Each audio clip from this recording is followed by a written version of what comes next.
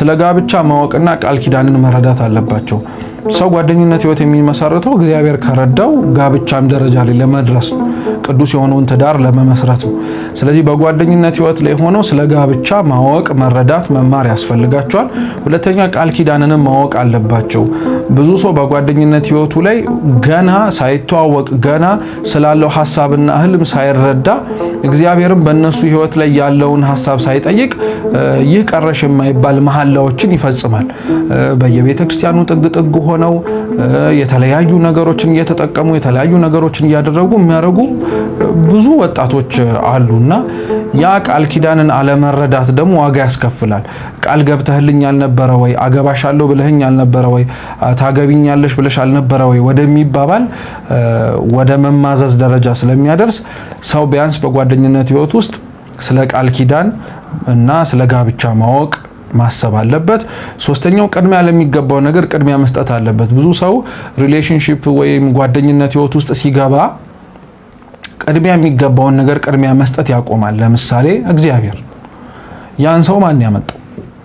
በህይወታችን ላይ ትልቅ ትርጉም አለን ብለን የምናስበውን ሰው የሰጠን እግዚአብሔር። ያንን ሰው የሰጠንን እግዚአብሔርን ሰውየውን ስናገኝ ሴትየዋን ስናገኝ እንግዲህ ስራህን ጨርሰሃል እግዚአብሔር ይስጥህ ብለን እግዚአብሔርን አንተው። እንዲያውም ቅድሚያ የምንሰጠው ለሱ በመሆኑ ሁኔታ ላይ ይሄንን ሰው ወይም ያቺን ሴት እግዚአብሔር ቅድሚያ ስንሰጠው ከሰጠን አሁንም ቅድሚያ ብንሰጠው ደግሞ እንደዚህ አይነት ገጸ በረከቶችን በህይወታችን ሊያመጣልን እንደሚችል ማሰብ ነው ያለብን። ብዙ ሰው ግን ጓደኝነት ህይወት ውስጥ ሲገባ እግዚአብሔርን መርሳት፣ ከዛ ሰው ጋር ብቻ ጊዜ በማሳለፍ ሰበብም ይሰጣል። ለምን ወደ ቤተክርስቲያን ለምን ወደ እግዚአብሔር ቤት አትመጡም ሲባል እንደ እግዚአብሔር ራሱ እኮ ራሳችን ላይ እንድንደክም ይፈልጋል ይላልና ራስ ላይ መድከም አንድ ነገር ነው። ሁለታችሁ ላይ ሊደክምና ሊያስተካክል ወደሚችለው ወደ እግዚአብሔር ደግሞ አለመቅረብ ሌላ ነገር ነው። ስለዚህ ሰው በተቻለው አቅም ቅድሚያ መስጠት የሚገባውን እግዚአብሔርን በጓደኝነት ህይወት ላይ ቅድሚያ መስጠት አለበት። ሌላኛው በጓደኝነት ህይወት ልናስበውና ልንጠነቀቀው የሚገባን ነገር ደግሞ ፈቃድ እግዚአብሔርን መጠየቅ ነው። የእግዚአብሔር ፈቃድ ብዙ ሐሳብ ልናነሳበት የምንችለው ነው። እንዴት ፈቃዱ ይታወቃል የሚል ነው የመጀመሪያው ጥያቄ። የእግዚአብሔር ፈቃዱ በመሰረቱ ግልጽ ነው። ቅዱስ ጳውሎስ በአንደኛ ተሰሎንቄ መልእክቱ ምዕራፍ 4 ቁጥር 3 ላይ የእግዚአብሔር ፈቃዱ ሁላችንም እንድንድን ነው ይላል። ስለዚህ በዚህ እንኳን ባጭሩ ብንመልሰው ሰው በጓደኝነት ሊያስበው የሚገባው የእግዚአብሔር ፈቃዱ ምንድነው? የጀመርኩት ጓደኝነት ነፍሴንና ስጋዬን ሊያድነው ይችላል ወይስ አይችልም? የማያድነው ከሆነ የእግዚአብሔር ፈቃድ አይደለም ማለት ነው። የእግዚአብሔር ፈቃድ ነው ብሎ ግን ሰው የሚያስበው ምንድነው? እማገባው ይሄ ነው አይደለም ብሎ ወስኖ ይንገረኝ ነው።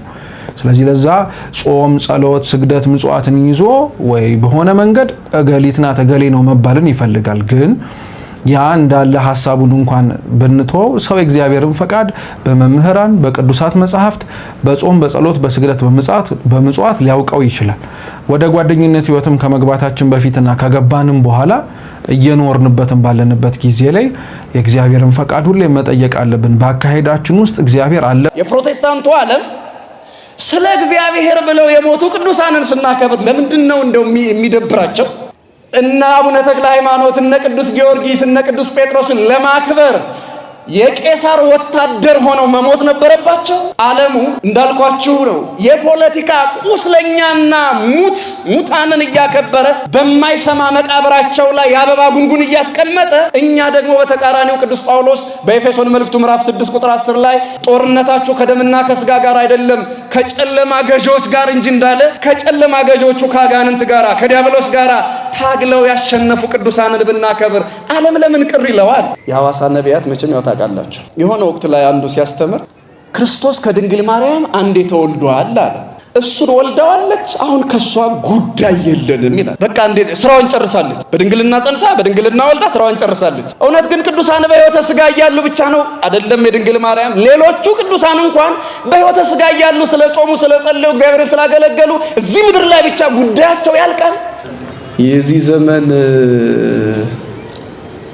ፓስተር ቢሆን አሁን እንዲሁ ዝም ብሎ እዚህ እንትን አስፋልት ላይ የሆነ ተአምር ቢያይ እና ሄደ ወደ አርሴማ ጠበል ተጠመቅ ትድናለህ እንዴ ጌታዬ አንተን አግኝቼ ፈጣሪ ወደ ፍጡር ይልከኛል አልሄድም ብሎ ራሱ እግዚአብሔርን እምቢ ሊል ይችላል። ታውቃላችሁ አይደል? እግዚአብሔር ግን አደረገው። ክርስቶስ ግን አደረገው። አምላኩ ክርስቶስን እያናገረ ያለ ሳውል ክርስቶስን ካናገረው በቂ ነው። ይሄን እናውቃለን። ግን ክርስቶስ እኔ በቃሃለሁ፣ እኔን አግኝተሃልና እኔ ቃል በቃል አናግሬሃለሁና ድነሃል አላለውም እንዴ? እንደዚህ ብሎ ድነት የለማ። እና ምሳሌ ይሰጣል ደግሞ እንደ ትልቅ ተመራማሪ ማለት ነው። ምሳሌው ምን መሰላችሁ? ከሷ ጉዳይ የለንም። በማህፀኗ ገብቶ እንደማንኛውም እናት ወልደዋለች፣ አሳድገዋለች። አሁን ድነታችን ያለ በልጇ እንጂ በእናቱ በኩል ምንም ስለሌለ እኛ እሷን አንፈልግም፣ የወለደችውን ነው። ምሳሌ አለና ሂልተንን ሸራተንን ያነሳል። ሰውና ሆቴል ሲነጻጸር አስቡት። ለማንኛውም እሺ ምን አለ? ሆቴል ውስጥ እዚያ የሚያምረው የሸራተን ሆቴል ውስጥ ትልቅ ባለስልጣን ይመጣል። ያ ባለስልጣን እዚያ ሸራተን ውስጥ ካረፈ ሸራተን ይዘጋል፣ መንገዶቹ ይጠበቃሉ፣ ማንም ወጪ ገቢ አይኖርም። ሸራተን ጸጥታው ይከበራል። ባለስልጣኑ እዚያ ሸራተን ውስጥ ስለሚያድር። ባለስልጣኑ ከሸራተን ከወጣ በኋላ ግን ሸራተን ተራ ህንጻ፣ ማንም ሰው ይገባበታል፣ ይወጣበታል። ማርያም ማለት እንደዚያ ናት። ንጉሱ ወጥቷል ከሷ፣ አሁን እሷ ልክ እንደ ህንጻው ናት አለ። የኦርቶዶክስ ስህተት እንደሆነ አድርገው ያያሉ። እስኪ ልጠይቃችሁ፣ እጃችሁ ላይ የዳይመንድ ሰዓት ብታደርጉ የሚደሰተው እጃችሁ ነው፣ ጣታችሁ ነው፣ ሆዳችሁ ነው፣ ልባችሁ ነው ወይስ አይምሯችሁ? አይምሯችን ላይ አልጠመጠም ነው እኮ። እጅ ላይ ለተደረገ ሰዓት ወይም ደግሞ ውድ ነገር ማን ነው የሚደሰተው?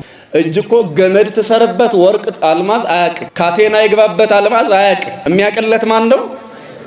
አቤት እኛ የክርስቶስ ሕዋሳቶች ነን፣ እሱ ደግሞ ጭንቅላታችን ነው አለ። አያችሁት?